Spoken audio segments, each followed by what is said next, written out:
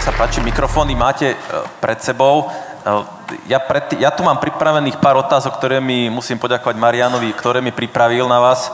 Takže, ale tá diskusia má byť taká, že mali byť tie prevažne otázky od vás na pánov, ale keďže to bude trošku komplikované, lebo nám tu pribudli noví páni, ktorí neprednášali, takže budeme musieť trošku také úvodné otázky im položiť. Takže ja tu mám nejaké otázky pripravené. Ja si sadnem, skúsim si to nejako listovať, aby som sa s tým vedel pohybovať. Takže máme tu dvoch zástupcov, to je pán Prikryl, ten nám sedí tam na opačnej strane a pán Foršn, ten mi sedí tuto, super. Takže otázku mám pripravenú pre vás takúto. Ktoré procesy aktuálne vnímate ako slabinu z pohľadu dosahovania efektívnosti a produktivity? Takže začneme z mojej strany. A otázka aj pre vás to isté potom. Takže dobrý den, já jsem Roman Forst ze společnosti Grafikoprint a zabýváme se výrobou samolepících etiket. Jsme středně velká tiskárna, ale s velkým přesahem jak z konvenčních, tak digitálních technologií a nejvíce získáváme časem, protože tím, že nejsme mohl ani velká firma, tak se snažíme vyrábět a reagovat pružně a v této době je nejcennější komodita čas. A velice úzce navazuju na vaši otázku, protože procesy, kterým digitalizace a automatizace napomáhá k tomu získávání toho času jak na příjmu zakázky, zpracování, expedice nějakých korektur, pak samotné výroby a expedice zakázky k zákazníkovi, tak významně digitalizace pomáhá automatizace. Bohužel v poligrafii je cokoliv velice drahé, ať už jsou to technologie nebo investice do procesů a aby vše fungovalo, jak má, musí to být od základu, architektura musí být postavená pro digitalizaci. A jak už bylo zde zmíněno, asi nejužším místem, nejužším hrdlem jsou dokončovací operace a ty se digitalizují z mýho úhlu pohledu velice obtížně. Takže za mě je nejsložitější správná optimalizace v oblasti dokončovacích operací. Ďakujem veľmi pekne za odpoveď. Pozriem sa na druhú stranu. Pán Prikryl, tak teraz podobná otázka. Zdravím vás. Moje meno je René Prikryl a zastupujem slovenskú grafiu na tejto konferencii a ako tu kolega spomínal pred chvíľkou, my patríme práve k tomu opaku, čo sa týka veľkosti tej firmy. Dal taký prívlastok, že Moloch, tak my sme slovenská grafia, ktorá má 400 zamestnancov a máme vo svojom technologickom portfóliu 5 rotačiek, jeden hárkový stroj a sú tu teda stroje Koenig Bauer, ako tu bolo dnes prezentované a takisto Man Roland. A táto firma bola založená v roku 1921, čiže je to firma, ktorá má viac ako storočnú tradíciu a aktuálne posledné roky, možno, že by som to datoval v roku 2018, by sa dalo povedať, že tá digitalizácia a ten priemysel 4.0 sa u nás keby podmienilo rozvoj kúpy nového rotačného offsetového stroja, ktorý sme výrazne zefektívnili výrobu, skrátili jednotlivé časy a následne si pomohli v rámci personálneho obsadenia, lebo ako tu už v podstate ako keby všetci spomínali problém s personálom a vecami s tým spojenými. Toto nám pomohlo nielen zefektívniť výrobu, ale zároveň aj s obsadením jednotlivých ľudí na týchto technológiách. No a ďalej sme potom pokračovali v rámci digitalizácie cez robotizáciu, kde takisto sme postupne začali s tou technológiou na jednom tlačovom stroji a prešli sme následne všetkými rotačkami a dnes môžeme povedať po 4 rokoch, že teda táto investícia nám priniesla to, čo sme od nej očakávali. Super, ďakujem veľmi pekne za otázku. Ak sú z publika nejaké otázky na pánov, kľudne si premyslite, ja zatiaľ predstavím, alebo položím otázku pánovi Hrončekovi, keďže sa k nám pridal. A vo vašom odbore to bude trošku komplikovanejšie z hľadiska využitia umelej inteligencie. Mohli by ste nám povedať, že ako ste na to pripravení, alebo ako ten sektor váš na toto reaguje? Tak čo sa týka, aby som sa predstavil, volám sa Robert Hronček, som z kancelárie Hronček a Partners, advokát. Čiže čo sa týka našeho segmentu, tak je to akože veľmi špecifické z toho dôvodu, že samozrejme je taký trend, že, alebo teda viacerí ako keby hovoria o tom, že v oblasti ako keby advokácie a právnych služieb budú ako právnici nahradení v budúcnosti umelou inteligenciou. Samozrejme, my sa teda snažíme nejakým spôsobom ako progredovať v tomto a snažíme sa teda samozrejme pracovať s tou umelou inteligenciou. Naše skúsenosti sú také, že čo sa týka umelej inteligencie, tak boli nejaké testovacie verzie. Využívali sme ako teda nejaké zahraničné softvery vo vzťahu umelej inteligencie z Británie a zo Spojených štátov.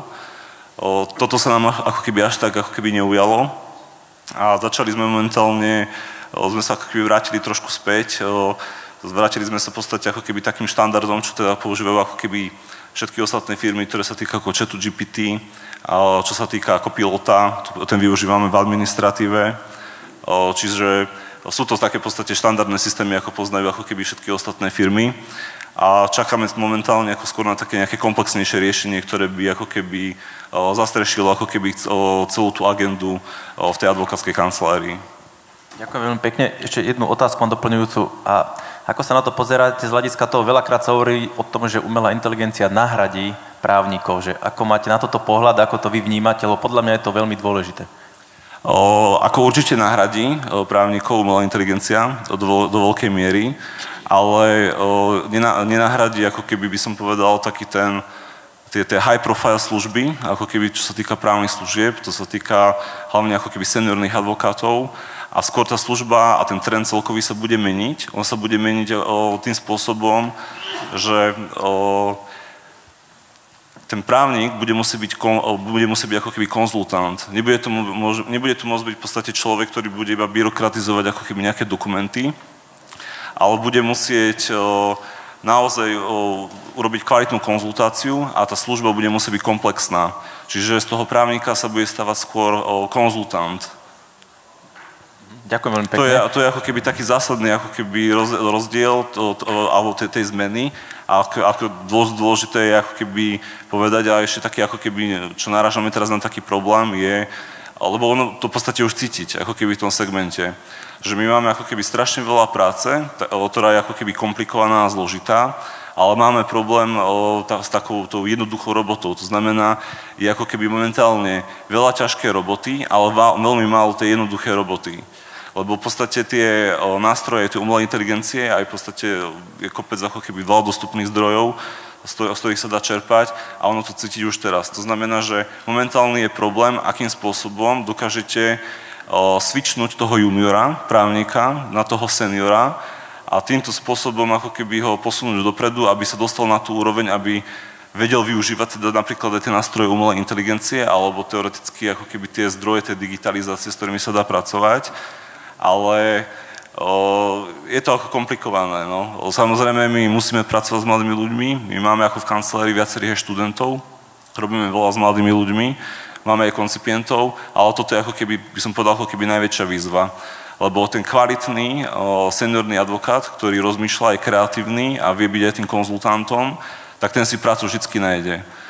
A v podstate aj ten trend bude v budúcnosti jednoznačný v tom, že aj čo sa týka advokácie ako takej, kde veľké firmy, ako advokátske kancelárie, ktoré budú komplexné, budú mať stále viacej roboty a samostatní advokáti, akože z môjho pohľadu, to bude postupne zanikať.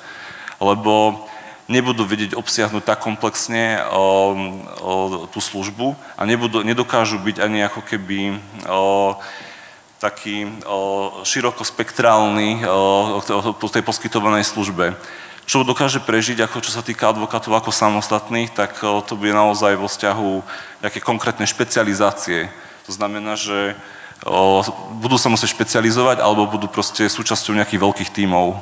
Takže táto teória asi nie je správna, že tá umelá inteligencia nenahradí úplne toho právnika, je to len v nejakých segmentoch. Áno, úplne nenahradí. Nenahradí, úplne. super. Tak to je podľa mňa to najdôležitejšie. Mám tu otázku pre pána Palidraba, pre vás. Myslím si, že v tej prezentácii ste veľa vecí vysvetlili. Mám tu jednu otázku, ako by sa mali firmy pozerať na digitalizáciu. To ste tam v podstate povedali, ukázali ste to. Ale tá ďalšia otázka, ktorá je pre mňa, podľa mňa dosť zaujímavá, ako sú firmy pripravené digitalizovať a čo by mali hlavne digitalizovať? Ako sú firmy pripravené digitalizovať? Je cítiť záujem a je cítiť o túto tému veľký záujem v tých firmách. Problém je, že z môjho pohľadu strašne veľa konferencií a vecí o tom len teoretizuje a potom tie praktické veci, toho sa boja tie firmy už potom do toho ísť prakticky. Toto vnímam ako taký problém. Boja sa, že to bude stať strašne veľa peňazí, boja sa možno, že ako zvládnu ten change management toho celého. A to, čo som aj spomínal v tej prezentácii, je strašne dôležité v tých firmách sa začať o to zaujímať a postupne sa na to pripravovať a tie veci implementovať vo firme. A tá druhá časť otázky? To bola jedna otázka, tá prvá bola v podstate... Ako by sa mali na to firmy pozerať? To bola tá prvá časť a druhá bola, či sú firmy pripravené digitalizovať. Ale vy ste čiastočne na to odpovedali, ale kľudne to môžete doplniť. Ja som len chcel, že asi, že kde začať na takýchto konferenciách, oboznámiť sa s touto témou, pozrieť si určite nejaké materiály, urobiť si nejaké stretnutia s firmami, ktoré to robia a nájsť si jedno oddelenie vo firme alebo jeden problém, ktorý sa dá popísať, ktorý je jasne popísateľný. Väčšinou to sú veci, čo sa týka účtovných vecí alebo obchodu a skúsiť toto zdigitalizovať, urobiť si nejaké cvičenie a strašne pomáha, ak v tom týme nájdete niekoho, koho to že chytí a je taký ambasádor v tej firme a začína tej implementátorskej firme s tým pomáhať. Ešte mám doplňujúcu otázku jednu. Vy ste v prezentácii uvádzali, že na začiatku sa pýtate, bolo tam niečo takéto, že otázky. Je pre tie firmy komplikované tie otázky položiť, na ktoré vy potom hľadáte odpoveď? Nie je to komplikované, ako potrebujete zistiť prečo. Hej? Mal by byť za tým nejaký merateľný výsledok, ak sa rozhodneme digitalizovať, čo je tým merateľným výsledkom, že sme to urobili dobre. Pretože nie je to produkt. Nie je to, ja zadám meno, heslo a mám software a fungujem, ale je to proces zmeny. Tak je dobre si to pomenovať, čo by malo byť v nejakom prvom šprinte alebo v nejakej prvej fáze merateľný výsledok. OK, ďakujem veľmi pekne. Stále je čas, priestor na to, aby aj z publika prišli nejaké otázky. Takže ak sú nejaké otázky, prosím vás, zdvihnite ruku, ja tam pribehnem s mikrofónom, alebo využite slajdo, stále to máte k dispozícii. Viete, prečo to hovorím? Pomaly sa mi míňajú otázky, tak aby tá diskusia bola živá. Takže, ale nemám ich veľa pripravených, Marian ma vyzbrojil otázkami. Takže ak nie sú, vidím, že ruka nie je žiadna zdvihnutá, ani slajdo, nič nám nepribudlo, tak mám tu pre pánov zase z tlačiarenskej oblasti otázku a týka sa to personálneho pokrytia a personálneho zabezpečenia. Vy ste spomínali niečo ohľadom automatizácie. Čo s tými ľuďmi potom ďalej? Čo s tým personálom? Ako vnímate potom ten personál v rámci týchto oblastí? Nadviažem na to, čo ste hovorili, aj to, čo tu bolo viackrát spomínané, že tu vôbec nie je o tom, že ľudia stratia prácu, ale celé sa to vlastne otočilo, ten úbytok ľudí a tá demografická krivka smeruje niekam. Takže vlastne to čiastočne už to bolo odpovedané a u nás takisto tá robotizácia nám ukázala, ako keby nás presvedčila, že tá úspora finančných prostriedkov, zároveň aj ako keby zefektívnenie toho a využívania tých ľudí je ten správny smer a preto sme sa tu bavili o tom, že do tej digitalizácie dávali si otázku ohľadne tých vecí, že prečo sa preto rozhodnúť, ale možno, že pred takými 5-7 rokmi to bolo viac relevantné. Teraz je to otázka, dnes je to z môjho pohľadu, keď sa to počúvam a vidím, ako je nás zoskladaná táto konferencia, tak tu vidím, že pred chvíľkou sme mali perfektnú prednášku z finančného sektora, aké nástroje existujú, aké je to rozškálované, proste naozaj len je to otázka takého toho driveu a toho nastavenia, toho managementu na to, aby chcelo priniesť do tej firmy nejakú zmenu a to zmenou vlastne posunúť tú firmu ďalej, aby mala na ďalších 10-15 rokov prácu. Čo sa týka, ešte sa vrátim k tej otázke ohľadne personálu, tak dnes je samozrejme problém nájsť tých ľudí. Zase sa napojím na predrečníka, ktorý tu spomínal, že sám si robí PR, sám hľadá, sám je na Instagrame, sám je na LinkedIn a podobne, že hľadá ľudí a vlastne musí byť tak v tomto zmysle aktívny. A toto je pre také napríklad firmy, ako sme my, ktorá má 400 zamestnancov, posíliť, zmeniť myslenie, iné nastavenie v tom HR a hľadať tých ľudí aj na takýchto fórach. A potom je taký pohľad, že skúsiť sa nielen pozerať na vysoké školstvo, stredné školstvo, ale ísť na základnú školu, dokonca niekedy v niektorých prípadoch do materských škôl. Ja som tu bol ale pred 3 týždňami na takom kongrese, kde mala jedna šéfka HR veľkej slovenskej firmy, tá pôsobiacej v Ružomberku, že oni oslovujú ľudí, ktorí budú u nich pracovať už v materskej škole. Čiže to sú veci, ktoré títo ľudia prinášajú, skúšajú a vlastne majú z toho už aj nejaké výsledky. Lebo v rámci tej konferencie odprezentovala študentov, ktorí skončili vysokú školu a vlastne boli to deti zamestnancov, ktorí tam dlho robia a tak ďalej. A v tom regióne je to povedomie, že tá firma dáva prácu a takouto formou sa rozvíja. Takže toto je takisto ako z môjho pohľadu. Ja to vnímam cez to, že tá firma, kde pracujem dlhé roky, má nejaké meno, je v tom regióne etablovaná, má vystavaný nejaký ten kredit a takto by mala vlastne nejako pracovať na tom personále a na tej budúcnosti. Ďakujem veľmi pekne. Podobná otázka aj pre vás, možno z iného pohľadu sa na to pozriete. My jsme vznikli jako obchodní společnost před 25 lety a jak společnost se transformovala do výrobní, tak byl citelný vliv majitele, který byl aktivní fotbalista a u nás začali pracovat vždy výhradně fotbalisté, chlapi teda. A takže v momentě, kdy jsme měli pouze výsekové stroje na čisté etikety, tak to bylo v pořádku, lidi se naučili ve finále i na těch tiskových strojích. A už to bylo trošku složitější. My jsme z jižních Čech, region Tábor, přímo z Tábora a nemáme dookola žádnou polygrafickou školu, kromě grafických. Jak firma rostla, měli jsme vyspělejší technologie, tak pořád u nás pracují fotbalisti, ale v podstatě si jako vychováváme svoje lidi. Je to těžší cesta, možná i víc bolí z začátku, ale u nás moc nedochází k fluktuaci. Mám pocit, že i ty lidi ta práce baví. Jak to bude dál, nevíme, rádi bychom rostli dlouhodobě a všeobecná kultura u nás je, že ta lidská práce má opravdu velkou váhu a my si vážíme lidi si váží práce a co se týče automatizace a digitalizace, začali jsme u toho prakticky jako logicky nejjednoduššího z našeho úhlu pohledu a to je příprava dat v DTP, jakoby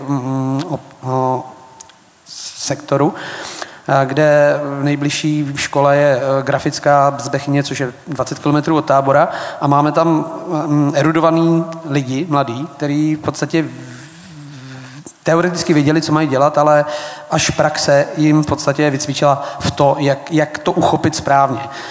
Zde jsme teda využili našeho partnera Dataline, který je dodavatelem digitální technologie a máme workflow založené na systému ESCO.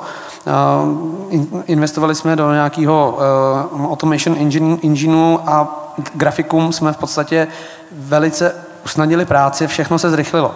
Takže i částečně byla možnost uspořit lidskou sílu, která se mohla potom přesunout do toho výrobního sektoru.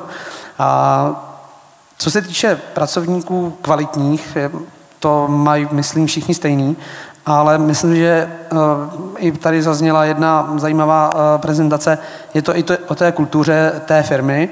A pokud firma má stabilní základy a ty hodnoty, které nemusí být pouze o biznise, ale i o nějakém lidském přístupu, tak si myslím, že v tom našem sektoru a v té části polygrafie se nemusíme bát, že by tu lidskou sílu nahradila plnohodnotně umělá inteligence nebo jakákoliv jiná digitalizace, ačkoliv se dá významně využívat těch výhod tady tohohle z toho procesu, který přichází. Ďakujem veľmi pekne. To znamená, že musíme sa viacej starať o základné materské školy, aj vysoké, aby sme mali príval nových a nových pracovníkov, ktorých nám nadviazal, ak môžem. Jasné, môžete, ktorí nám nenahradí umelá inteligencia. Nech sa páči. Má to byť diskusia, takže super. Lebo čo sa týka tých ľudí, že je to samozrejme veľmi špecifický segment, to, čo robím ja, keďže sú to právne služby, ale my máme sídlo v Žiline, ale veľkú bázu ako keby ľudí je v Martine, s tým, že máme potom ešte pobočku v Bratislave. Ale gro ľudí je v Martine, lebo ja som v podstate Martinčan a v tom Martine ako je to obrovská výhoda, že my máme ako keby kvalitných ľudí a máme ich vďaka ako keby kvalitným gymnáziám, ktoré sú v Turcii. A nám sa podarilo ako keby veľa kvalitných ľudí stiahnuť práve z Bratislavy a dokonca z Prahy, ktorí sa vrátili ako keby do Martina a pomohli nám veľmi k tomu. V podstate sú to dve konkrétne gymnázie, Lotrichové a GBAS, to je bilingválne gymnázium v Sučanoch, kde sme sa nakontaktovali v podstate priamo ako keby na vedenie školy a triedni profesori kontaktovali ľudí, ktorí išli študovať právo, aby sa vrátili naspäť do Turca a že môžu dostať ako keby rovnaké podmienky ako v Bratislave. Tak chcem povedať, že z toho môjho segmentu nejakým spôsobom sa nám podarilo akože stiahnuť späť akože kvalitných ľudí aj z Čiech do Martina a do Žiliny. Takže je výborné, keď podnikateľský sektor sa napája na tieto školy, či už základné, stredné alebo vysoké, lebo odtiaľ potom môže priamo, ako vy spomínate, stiahovať tých ľudí z iného regiónu a v podstate neodchádzajú do Bratislavy, ale sú niektorí aj v tých regiónoch. Áno, áno. Tak super. Otázku mám pre pána Heinza. Ja si myslím, že vy ste to v prezentácii spomenul aj povedal, ale tú otázku tu mám pripravenú. Podľa mňa to zhrniete tak, aby som to ako ja laik pochopil. Čo open banking prináša podnikateľskému sektoru? Podľa toho, jakému. Prináša pre určitú skupinu firiem prináša obrovské príležitosti, kedy vedia cez kanály bankové predávať svoje produkty. Takisto pre banky prináša mnoho oportunít, mnoho príležitostí rozšíriť portfólio produktov, ktoré predávajú cez svoje kanály. Pre účtovné fakturačné systémy prináša potenciálne zjednodušenie používania, kedy rovno v týchto systémoch je možné zobraziť zostatok, zobraziť transakčnú históriu, vykonať platbu na klik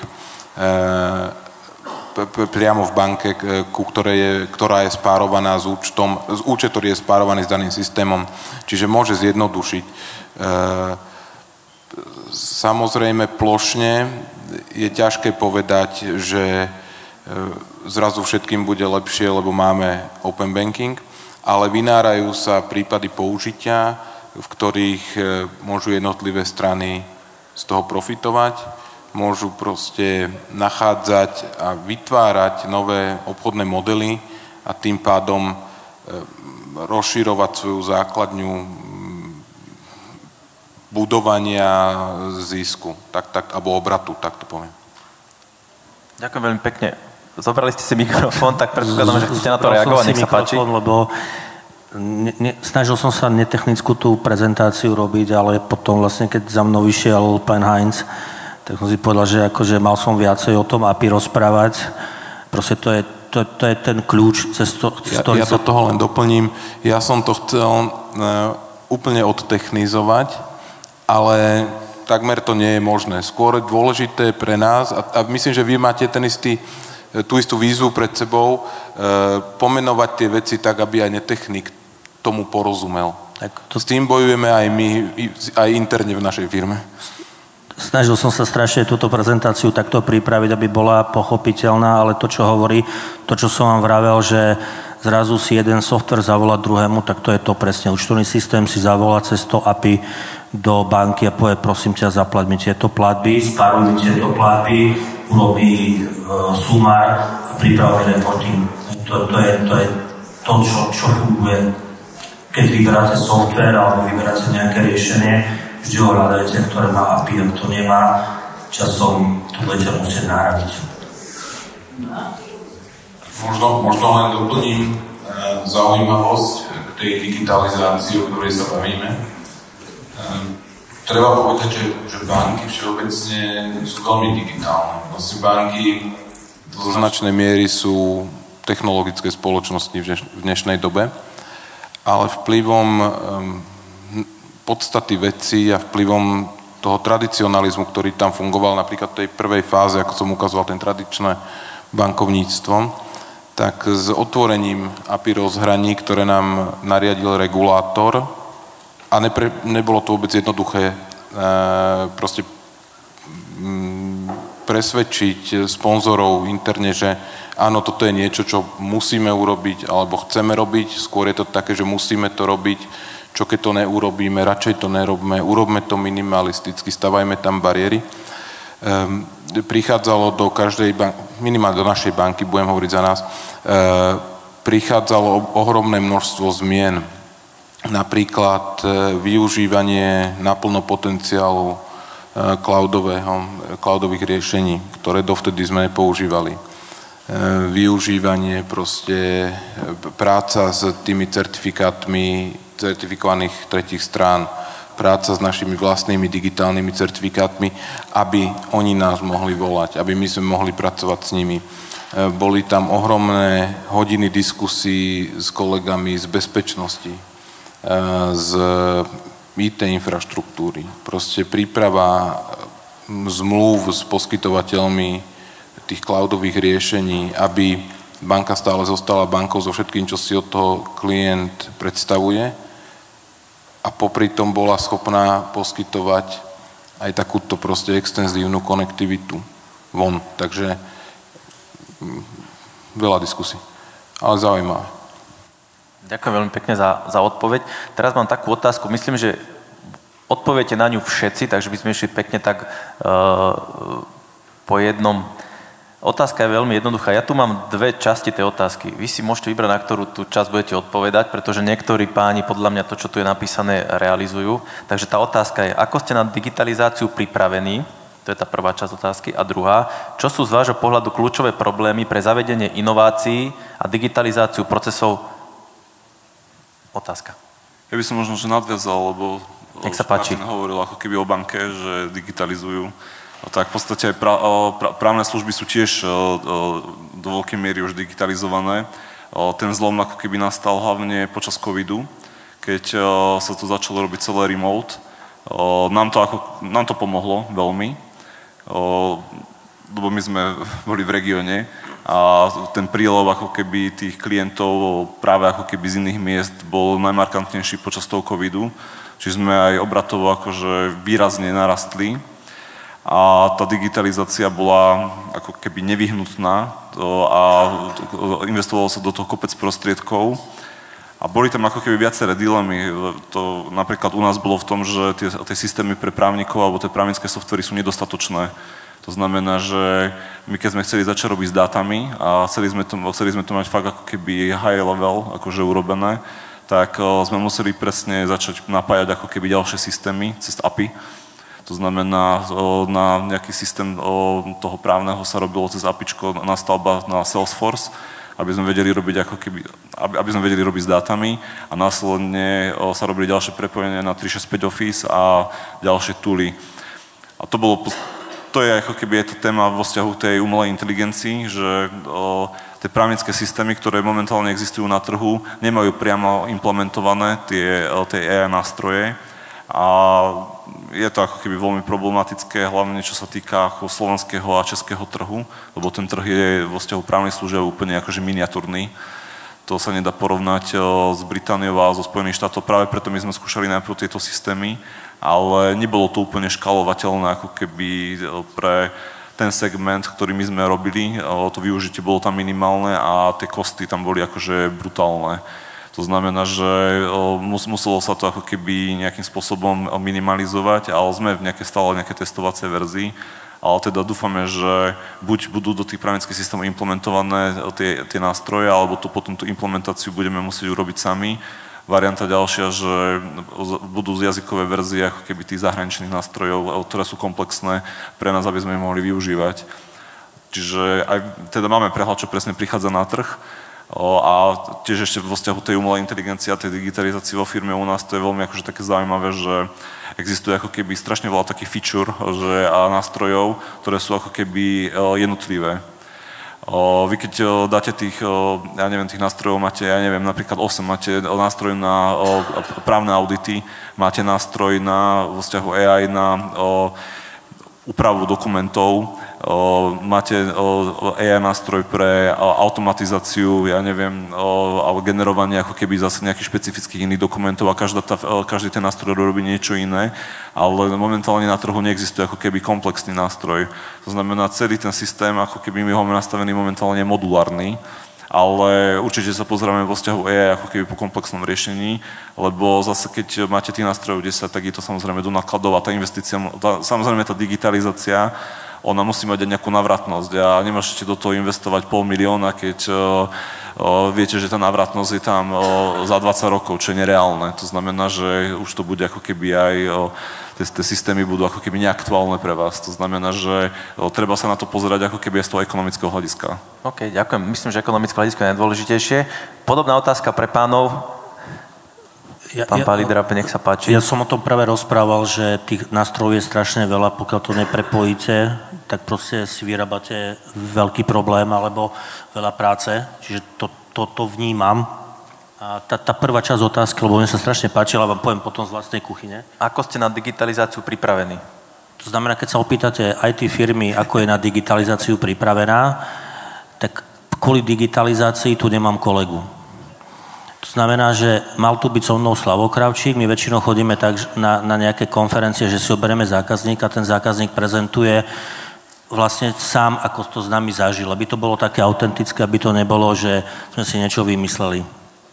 A hovorí sa, že Kovačová kobila chodí bosa a my máme jedinú časť na digitalizáciu u nás v firme v decembri. Keď začnú Vianoce, tak my v podstate máme 2 až 3 týždne na to, aby sme si zdigitalizovali nejaký proces. Lebo v podstate vtedy nikto nás neotravuje, máme kľud. Kolega proste si s deťmi pôjde zaližovať a má priestor, tak sa venuje tým veciam. A došiel za mnou, hovorí, že vymeníme celý systém. Že proste tak, ako sme riešili zákazníkov v Jire, tak proste, že tu rušíme a ideme do niečoho no-code riešenia. To najmodernejšie, čo je tzv. Airtable. A tam všetko dáme a v podstate výsledok bude, že škrtneme product ownera. Tak vlastne to pripravil. V januári som odprezentoval chalanom, developerom, že chalani, chceme tento rok, aby ste viacej zarábali. A budete si zapisovať tie všetky veci do tohto a vlastne budete konzultovať vy priamo to, čo tu bolo povedané, čo sa deje. To znamená, že my vnímame, že aj tá práca, ktorú my robíme, bude časom nahradzovaná vo veľa veciach nejakou AI. A budete sa musieť viacej venovať konzultácii s tým zákazníkom, čo prinesie to, že product owner, ktorý vám tie veci doteraz spisoval a pripravoval, tak vlastne ho škrtneme pomaličky a vlastne budete to vy priamo s tým zákazníkom riešiť. Hej? A 3 mesiace proste začali odchody, že všetci ideme preč. Tak hovorím, vyčkáme a vlastne dneska sú všetci nadšení, ako im to funguje. Čiže vlastne takto je konkrétny prípad tej digitalizácie, že tá zmena vo firme, že boli. A to vieme aj sami na sebe, ale tak ako to my vidíme, pretože my ako keby nemáme žiadny produkt. My len pozeráme na hotové riešenia, ktoré sú vo svete a prepájame to medzi sebou a vytvárame taký ekosystém riešení. Ako to vidíme, ak by sme ďalej ostali v tom, čo robíme, tak za mňa sme za pár rokov nekonkurencieschopní. Ďakujem veľmi pekne. Navážu, ta konkurenceschopnost je velmi klíčová. Jsem si naprosto jistý, že kdo digitalizuje, automatizuje, tak bude v budoucnu papírkovat. Zde se vyplatí investice, protože vše se jako zrychluje a bude to lepší. Myslím si, že je obrovský vidět rozdíl mezi firmami, které si to uvědomují a do automatizace investují. A ty rostou, někteří lineárně, někteří exponenciálně, ale ti, kteří prostě to nepřijmou, tak prostě budou takový ve stagnaci a půjde to spíš dolů. Takže za mě naše společnost nějaké kroky automatizační už udělala na můj vkus málo a důležité je začít optimálně před 6 lety, jako to udělal Tim, a myslím si, že to velice posunulo. Nebezpečí vidím v tom, že když se nebude správně pracovat s daty, správně se s nimi nakládat, správně vyhodnocovat, tak to nebude mít takový efekt. Ale znovu si stojím za tím, že je nezbytné udělat to od základu, někde začít jednoznačně, ale opravdu kompletně změnit a je jedno, jestli začít u procesů nebo technologií nebo výrobního sektoru, ale automatizace je nezbytná. Ďakujem veľmi pekne za otázku. Podobná otázka, pán Heinz, aj pre vás. Myslím, že vy ste čiastočne odpovedali o tej digitalizácii, že banky sú digitalizované. Čo tá druhá časť tej otázky? Práve, že ešte k tej digitalizácii bank, ako keby v banke je veľmi, povedal som, viacero úrovní, na ktorých sa dá definovať, že čo je to produkt. Produktom môže byť aj systém, produktom môže byť systém, ktorý plní nejakú úlohu. Produktom môže byť nejaký nástroj, ktorý sa používa na výrobu toho systému. A produktom je samotný bankový produkt, napríklad účet alebo karta. Preto my máme práve že príliš veľa product ownerov. Akože v našej banke je 150 product ownerov. A teda aj tá digitalizácia je individuálna per produkt. Niektoré produkty sú plne digitalizované, určite mnoho z nich využíva AI, možno už aj natívne, nemám všetky detaily. Veľa z nich je tiež digitálnych end-to-end. Niektoré digitálne end-to-end nemôžu byť, obzvlášť niektoré bankové produkty, lebo napríklad hypotéka end-to-end digitálna neexistuje, musí byť podpísaná fyzicky, tak hovorí regulácia na väčšine trhov. Iné produkty, už digitálne end-to-end predaj ich môže nastať, pretože stačí ich potvrdiť bezpečnostným prvkom v niektorom z kanálov, PINom alebo tvárou alebo biometrickými prvkami. Čiže keď si povieme, čo je to produkt, vieme sa pozrieť na to, že akým spôsobom ho vieme digitalizovať a niektoré digitalizovať od povahy veci nemôžeme nikdy. Takže to toľko za nás. A tá druhá časť, pardon? Druhá časť sa týkala inovácií. Inováciou môžem povedať len za svoju tú drobnú oblasť. Pre nás je inováciou to vytváranie tých nových partnerstiev. Tam spolupráca s fintechmi, insurtechmi, veľmi niche orientovanými spoločnosťami, ktoré poskytujú určité produkty, ktoré možno my neposkytujeme. Vieme ich dostať do našich kanálov, po prípade do ich kanálov dostať naše produkty.